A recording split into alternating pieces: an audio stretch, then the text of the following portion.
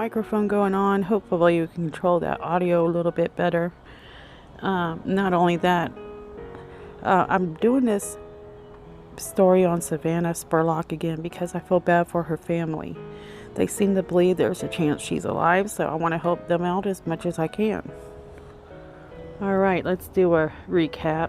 Savannah Spurlock is a missing Kentucky girl and a mother of 4.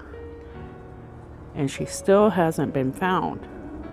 The saddest part to the story is Savannah had just given birth to twins a few weeks before she went missing, and that was in December. January 4th, Savannah wanted to go out for a night. Her mom said that she needed this break pretty badly. After leaving the other bar in Lexington with 3 men, at that location she was seen by a security camera, and she ended up traveling with these men roughly 40 miles from the bar she was at. She was seen here by security camera. The family says they do not believe she ran away. In fact, Savannah made contact with her mother in the car with the 3 men that night by means of FaceTime. The family is begging for anyone to come forward with information about her whereabouts. They are desperate. They really care. They want to know where their loved one is. As of now, the young motherless children are in good hands, but they are without a mother. Her newborn twins and her 2-year-old are with Mr. Smith, which is the father of those children. The 4-year-old is with Savannah's father. He still has no idea his mom is missing. Cecil Spurlock, Savannah's father, says he will continue to care for Noah. He also says, "I've got to maintain. I've got a little boy that doesn't know his mom is missing yet." Mr. Spurlock, Savannah's father, said that Savannah was going through a difficult phase and making horrible decisions. And then she was doing this around the time she disappeared. He was expecting her to snap back into being that responsible mother and daughter they all knew. Mr. Spurlock is very proud of Savannah. He also believes that those 3 men, the men know something. We are now finding out that Savannah was at the bar with a girlfriend. They had a disagreement, then parted ways, and it was most likely about the direction of where that night was going. But there's no great details as to what really happened that night. The community support in the area has been overwhelming. Mr. Spurlock was very grateful, and he thanked the community for their help. He just didn't want the help to end. He's worried about everybody's going to stop searching, and he's hoping that everybody will continue searching for his daughter. Savannah's dad is also concerned and afraid to look on the social media because he's afraid he couldn't handle some of the comments he might see. They're already dealing with a lot of people trying to scam them. Now, one of Savannah's friends, Sabrina, a 21-year-old, told Fox News that if she thought probably that she was in danger, that Savannah would most likely jump out of the car. So for some reason, maybe they think that she didn't think she was in any terrible dilemma as she was traveling, but she was making it seem as though if she knew she was going 40 miles away from the bar, she would have insisted to get out of the car, basically. Now, I have a timeline I kind of want to go over so that I can, reflect back to this. But so at 2:30 a.m., Savannah is on surveillance camera, leaving the bar with 3 men. So somewhere in between 2:35 to 3 o'clock a.m., she FaceTimed her mom in the car. Supposedly between 3 o'clock to 8:30, she left the house by foot. And at 8:30 a.m. that morning, the phone mysteriously just shuts off. Now, where Savannah had called her mom, there's a few conflicting stories going on with that. One story says Ellen, which is Savannah's mom, talked to Savannah FaceTime, and she was in the passenger seat, and the guy behind Savannah told Ellen to chill. So, and then the second version is Ellen, she says, here, she didn't seem to be under any, distress. She just seemed happy. So Ellen says she went back to sleep thinking she would be home that morning, because she had promised her she would be home that morning. So the mother was absolutely confident that that wouldn't be an issue, that the daughter wouldn't come home or anything like that. The police have talked to the 3 men. They have cooperated and are not listed as suspects as of now, which we know that's how it goes, especially after keeping up with Chris Watts and Kelsey Barrett. Chris Watts was not, told that he was a suspect, but we knew, of course, the logical answer was yes, he was. But anyways, back to this. I want to talk about this.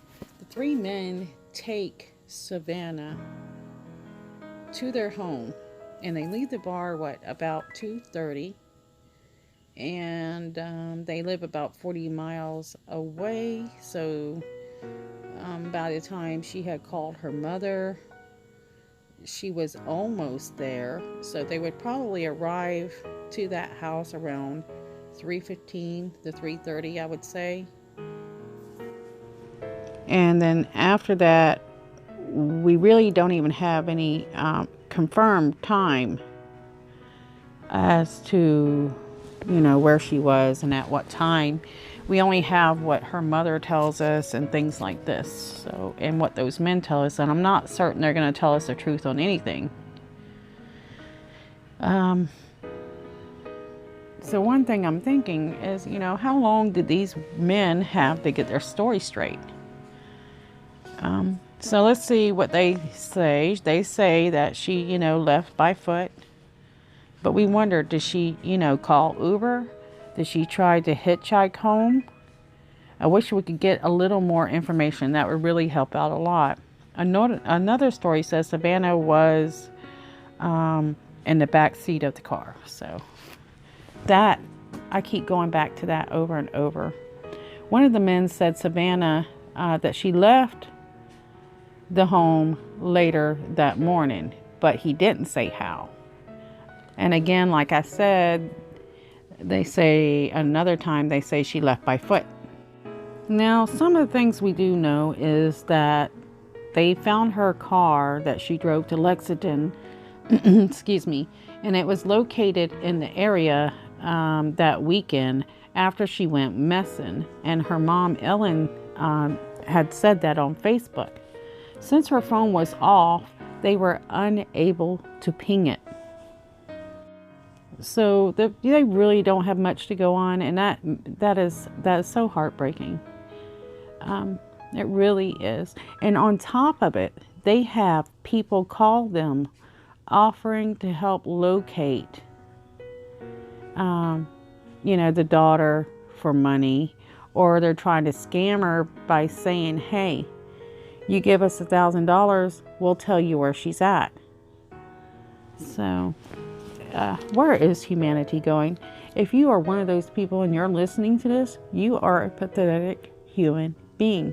Get a life. That's a terrible thing to do to somebody. I just don't understand it. But anyways, Savannah is about 5 foot tall and weighs about 140 pounds.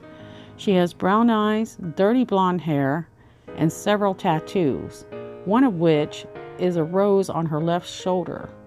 The other tats is a quote that says, "I can do all things through Christ, which strengthens me."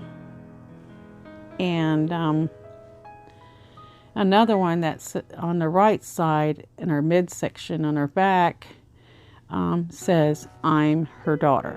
So if anybody happens to see her, maybe she has amnesia, maybe the men didn't do anything, hopefully they didn't. But if they did, I wish they would just help this family out. Imagine if it was your family, your brother, your sister, your girlfriend, somebody you absolutely cared about. Can you imagine if that happened to somebody you love? What would you want them to do? Like I have mentioned before, they do have rescue crews out, and they also have volunteers in the community. Great community.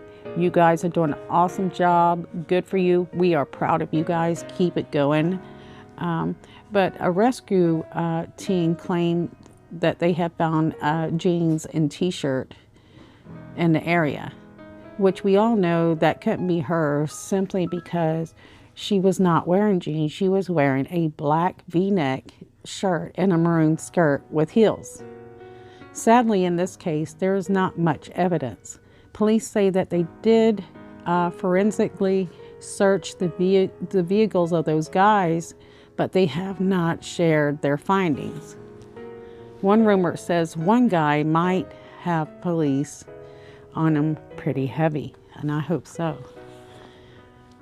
So I really can't believe we have human beings out there scamming these people. Still, that part is getting to me the worst. That is just sad.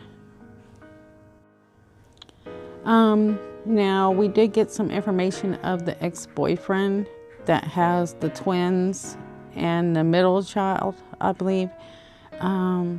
He thinks that those men that left with her from that bar, they do know something, as well as probably most of us believe that as well.